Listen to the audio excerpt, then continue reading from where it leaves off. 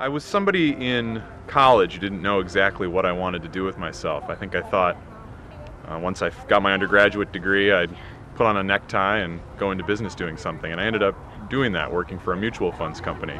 But I found that it wasn't to my liking. It didn't give me the connections to people that I was looking for. So I became a YMCA camp director. I'd actually worked seasonally in college at the camp I ended up working for full time.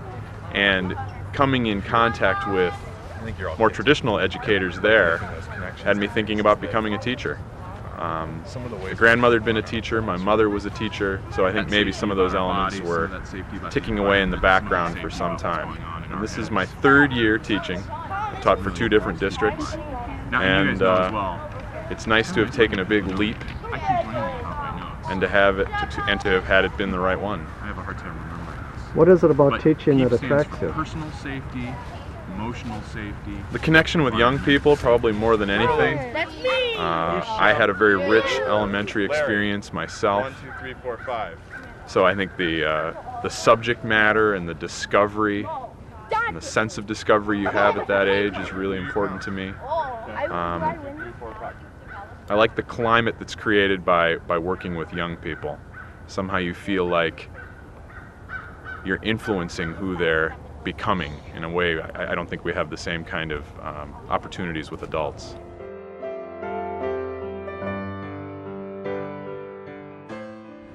You know, challenge courses look like these really fun or challenging elements. At first glance, the excitement is what these elements look like. But what's really happening on a challenge course is people are figuring out how to work together. So it's not the element that's exciting as much as the process of how kids or adults or whoever it is, how they approach it.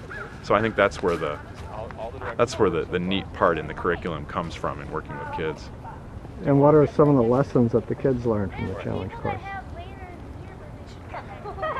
Focusing on listening as much as talking,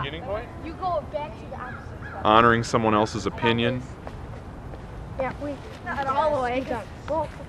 trying to figure out what happened in a group and how you can take those lessons into other aspects of your life, other groups you're working with. Jumping in and trying something, realizing that it didn't work, and having the courage to try something else, to experiment. Those are all valuable lessons. Chamberlain believes his experience in the business world has given him some additional skills and perspective he wouldn't have had he gone directly into teaching. I think I have an idea of what's expected of kids once they go out into the workplace. And that helps me when I'm trying to teach problem-solving skills and critical thinking skills. I have some ideas about what's going to be required of them. It gives me a broader frame of reference. And I think anybody's life is given, when you have a depth of experience, it gives you a broader base from which to make decisions. So I don't look back. I'm glad I took the course that I did. I'm better prepared to be a teacher. And what do you get out of teaching? I think I get more than I expected to out of being a teacher. I knew I wanted to work with kids, and I knew I liked elementary content, but I didn't anticipate the joy you feel when somebody finally gets a concept and they've really been wrestling with it.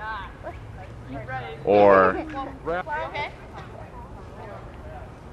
the fun of having someone come in at recess time to tell you about what's going on in their life simply because you're important to them. You've forged a connection and they want to share with you. I'm at the end of a year now, and I have this sense of grief in a way because I'm going to be losing this group of kids. And the flip side of that is I've had the opportunity to spend this year with this group of children. Help them grow up, help them learn some things. And I didn't anticipate that I would, frankly, I didn't anticipate I would care as deeply as I do.